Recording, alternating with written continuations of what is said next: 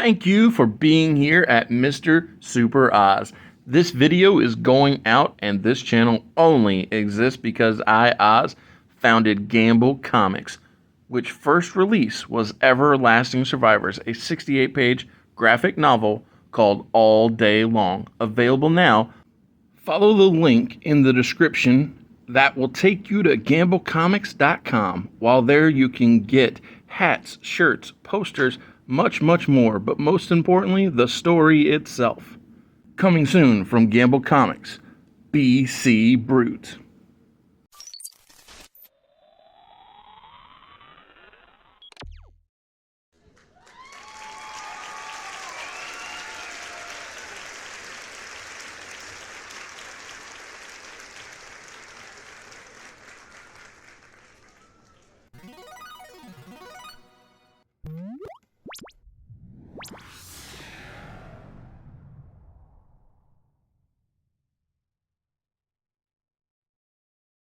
Bash the Beach. Yes, sir. On 6/15 of 2003, we have Bash at the Beach. You mind looking up and seeing what actually occurred on 6/15/2003? Because Sure. Vincent Kennedy McMahon refused to let wonderful, splendid, and smart creations survive after he owned all of wrestling. And so, obviously, because of his stupidity, this did not actually happen as Bash the Beach. But we don't make these terrible decisions. We keep Halloween Havoc, we keep Bash the Beach, we keep King of the Ring, Starrcade, so forth and so on. Alright. So, you said 6/15/2003, yes, sir. So, that was Bad Blood. Okay. And on this match, I see clearly. Ivory defeated Molly Holly, and I'm assuming which was a Sunday Night Heat match. Yep. Christopher Nowinski and Rodney Mack with Teddy Long defeated the Dudley Boys, which I forgot they were a team. It didn't last much longer. Yeah, not at all. Scott Steiner defeated Test. Booker T defeated Christian by disqualification for the Intercontinental Championship. La Resistance, which is Rene Dupree and Sylvain Grenier, defeated RVD and Kane to win their tag team championships. I think this is when Renee actually became the youngest champion in WWE history at this time. Which turns out he's already done that a few weeks earlier in our world. Funny how that works out. Let's see. Goldberg defeated Chris Jericho in so far the longest match of the night at 11 minutes, which is incredible to me. Flair defeated Shawn Michaels in 14 minutes. I forgot they wrestled on this show. Right. Oh yeah, right. I forgot about this. So Stone Cold Steve Austin defeated Eric Bischoff 2-1 in a redneck triathlon. Yeah, ridiculous. Yep. And then Triple H defeated Kevin Nash, Hell in a Cell match for the World Heavyweight Championship with Mick Foley as the special guest referee. I have a feeling that this Bash of the Beach might be a little better than their real life Bad Blood. Well, low bar to clear, so yeah. We open the show with the Regal counter threat. Mind you, these men have been going through Jamie Noble like a hot knife through butter. Yes, sir. I'm so glad that we had that same thought. Unity. So, Rook Nowinski and Queen Terry are on the outside. Yeah. Which means King William, Bishop, Storm, and Night Test are the competitors in the ring. They are challenging Nunzio, Dupree, and Sylvain for the Team Extreme Tornado titles. And the world. Because I am a very stick-to-itive man, I'm a person who makes a plan and then stays with it, barring injury. I was about to say, I respect it. In this match, Dupree defeats Test to retain the championships. What an athlete. And the importance of that really comes down to, like I said, it's establishing the new guys. It's making sure that it doesn't seem like them being champions are a fluke. Because while they did get the shot out of kind of a ha-ha moment, they've been able to prove their abilities going forward. That's right. So, the next match is a friendly competition match. It is Mark Magic Mark Jindrak of the Iron Addicts going up against Jamie Noble. And this is headstrong Jamie Noble's first win in Months. I'm going to say at least 6 weeks, probably, right? Maybe 8, 6 to 8 weeks, whatever. Yeah. So he lost to Brock Lesnar at Backlash, and he hasn't won since. So yeah, it's been 2 months. And so this, like I said, it's the beginning of his comeback. Moment. Yes, it's him working toward redemption. And post match, Vascular Val and Jack Johnny, they not only do they raise his hand, but they want to have a flex off with all the guys, just showing off that show off the vascularity. Exactly, we still all got it. The right? striations. And so it's just a fun segment, right? Yeah. It's a Hogan must pose scenario. There you go. And well, speaking of that, Hogan does come up later. Yeah. But the other thing, and it's announced while the match is happening, that the winner of Magic Mark and Headstrong Jamie Noble will be the challenger to Eddie Guerrero's Intercontinental Championship tonight. Later on. Okay, cool. Same night, yeah, later on. So that was important, right? Yeah. But like I said, we already established we're all still cool. Everything's thumbs up. About to say everything's hunky dory. So up next is Zach Gowen coming down to the ring with his prosthetic leg and his Cruiserweight Championship to defend against Matt Capitelli, the Tough Enough 3 winner, and Maven Huffman, the Tough Enough 1 champion. So in this Cruiserweight challenge, this triple threat action, we have these are all very young in the business wrestlers. Yeah. Green as grass. And so I'm gonna say that this is one of the shorter encounters of the night because of the concept that we're trying to make sure everybody stays protected. I'll say this is a showcase match. Yes. Maven is working more aggressive than normal here, trying to get his first championship. Not only his first championship, but just get over the idea that he isn't being overshadowed by the new flashy toy, the new Tough Enough champion, Matt Capitelli. Of course. And so when he's being more aggressive, the easiest way to illustrate that is by taking Zach Gowen's only leg out from him when he tries to kicking his leg out of his leg. when he tries to get his offense in. And I really need to give Matt Capitelli a finish because he probably had one. I just don't know what it is off the top of my head. But the fact is, with this show, with this game, with this idea, we can change things up. For sure. But in this encounter, not only does Matt confront Maven for his aggressive nature, but when Gowen goes for his one-legged moonsault off the top and Maven pushes him out to the outside and he falls into the barricade, Matt, like I said, he confronts Maven about, man, what are you doing? You're just ain't right. You know, it's crazy. And so Maven goes to deck him. Capitelli ducks, rolls him up. 1, 2, 3, new champion. Matt Capitelli, Cruiserweight champion. But keep in mind, he didn't beat the champion. But he is the new Cruiserweight champion in a way that shows that he is a true good man.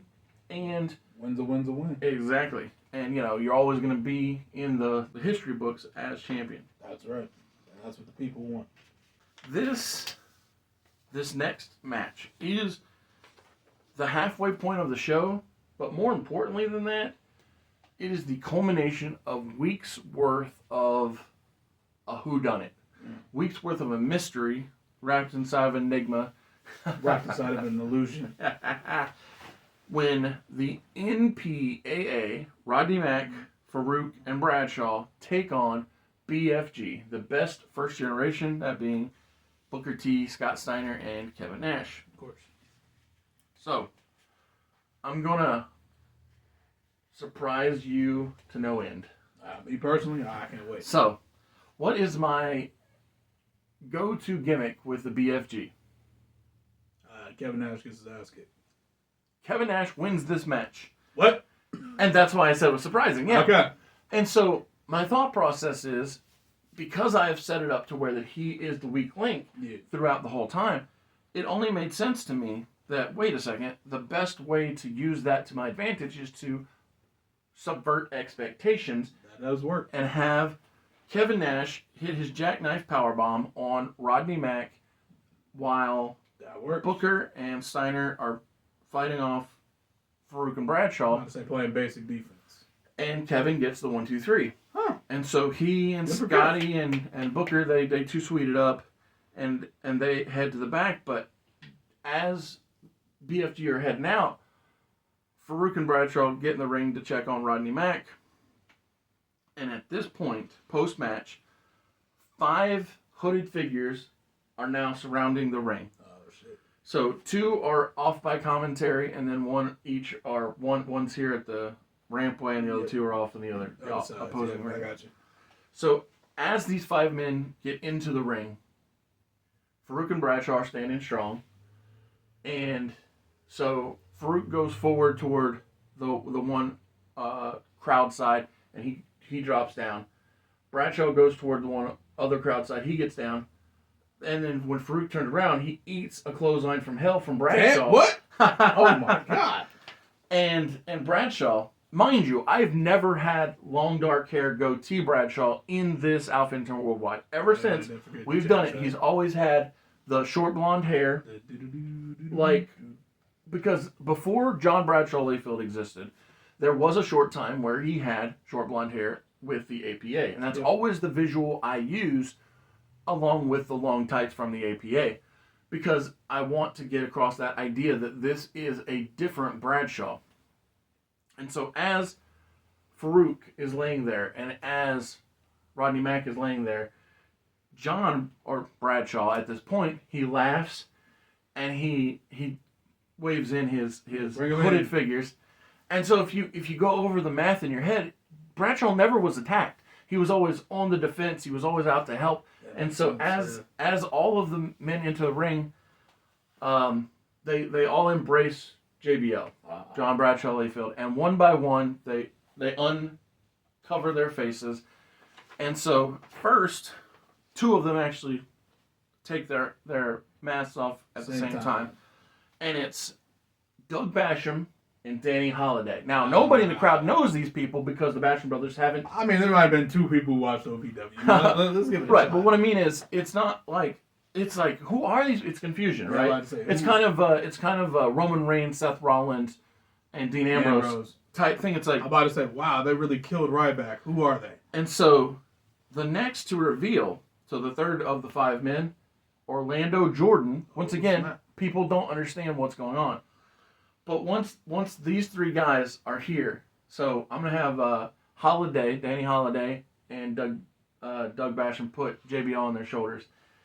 And Orlando Jordan's pointing at JBL when Maven Huffman and Billy Kidman reveal, and they laugh, and so they are now, this group, which I am dubbing, not the Cabinet, because I thought the Cabinet was one of the worst names in the history of wrestling, and that's saying something. In a world where the Truth Commission existed, I thought the Cabinet was the worst name, which is, again... saying something. This is not the Cabinet. Now, granted, 4 of these guys, Doug Basham, Danny Holiday, Orlando Jordan, and John Bradshaw Layfield, were all in the Cabinet. But Billy Kidman was never in the Cabinet. Nope. Maven Huffman was never in the Cabinet. That's but correct. This is not the Cabinet. This is when Bradshaw grabs the mic, and he says, for anybody who's been watching Fox Business Network, you know I am John Bradshaw Layfield, and this is the Layfield League of Champions, LLC. And so this is the LLC. It is the Layfield League of Champions.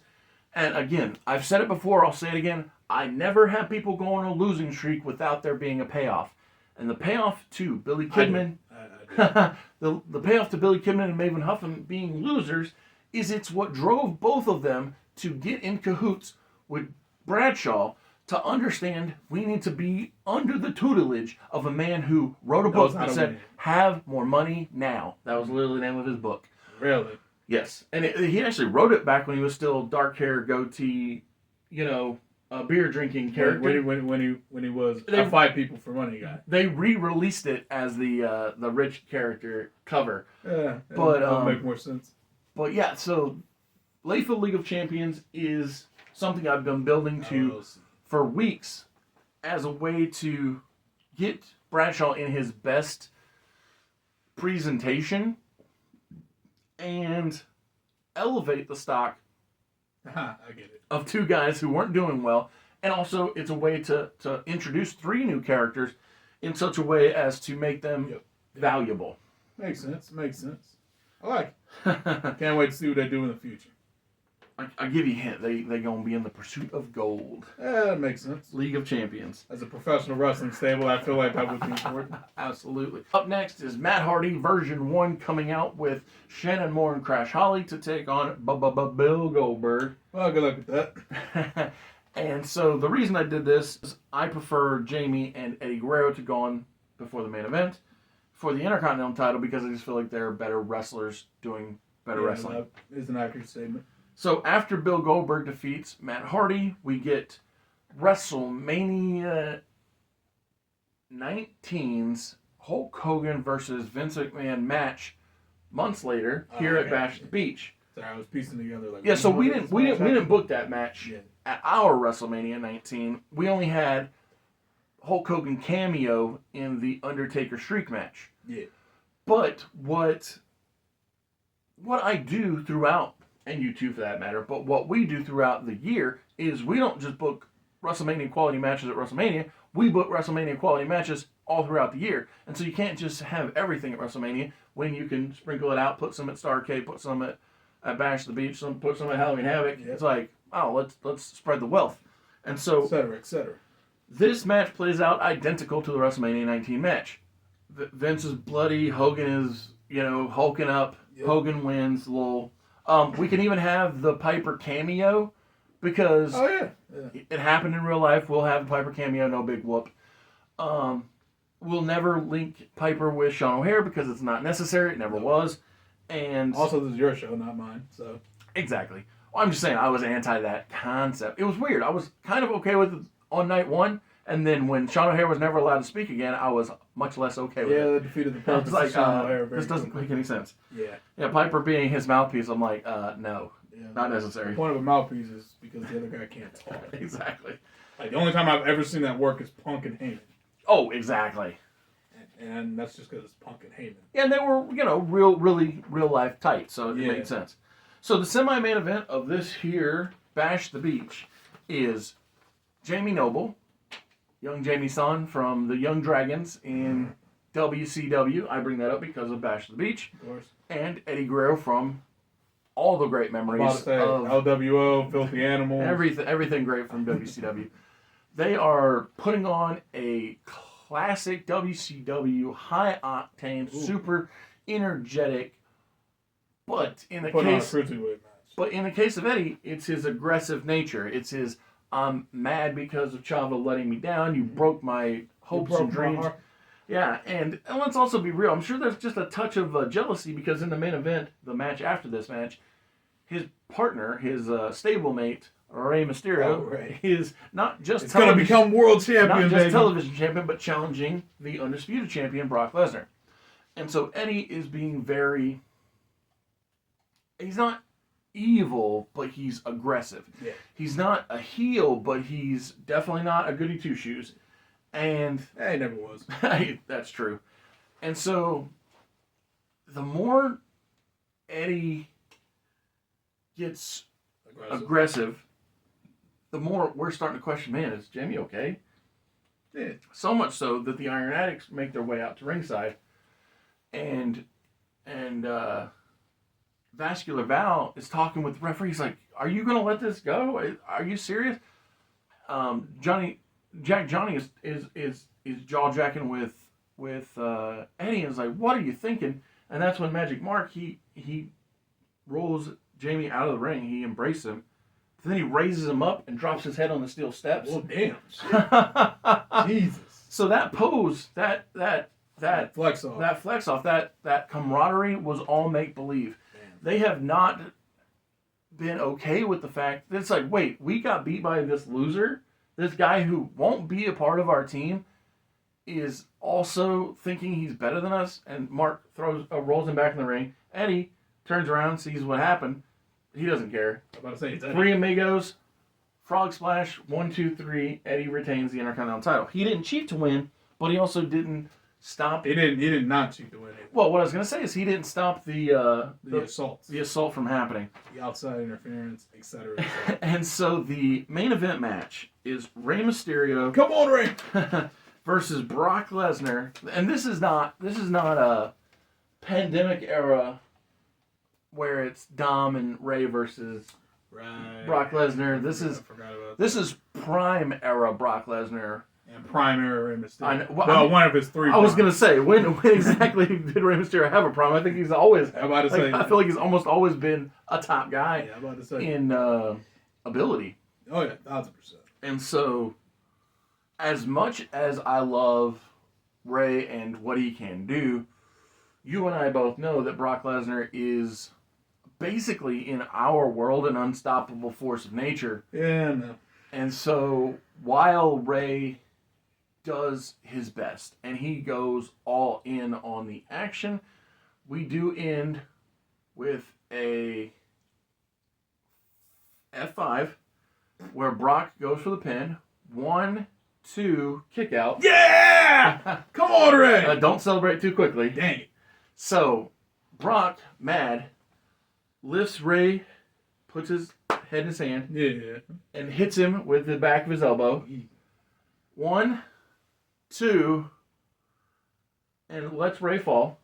Brock goes up to the top, hits the move that he missed at WrestleMania, and hits a shooting star press. And doesn't die. And doesn't die. He hits a 1, a 2, and a 3. Brock Lesnar retains. So you just wanted to have a shooting star press to be a freak? Well, I want it to happen for really reals. Like, I mean, he used to smack those off in OVW like it was nothing. Exactly. I do think he was like not as heavy or something. Probably. Yeah. Well, here's the thing: is Kurt was too far away anyway. He was never going to make that jump. We don't make this mistake here. Yeah. And like I said, I just wanted to have it happen for one time for real. One moment. And it's just one of those things where it's like, oh wow! So not only did Rey kick out of the F5, which is so rare, yeah, but he also took the elbows to the head. I don't bust him open like the Brock and Randy. Well, I mean, he's wearing a mask, so I mean, if he was going to bleed, it'd be tough to see it anyway. Exactly. But I just thought, hey, that's a nice visual of like, stay down, please die. Yeah, a couple swift elbows to the dome. And then hitting that shooting star, it's like, man, that's a heck of a way to finish out Bash the Beach. Yeah, definitely respectful. This is a memorable moment. Appreciate you. Yes, sir.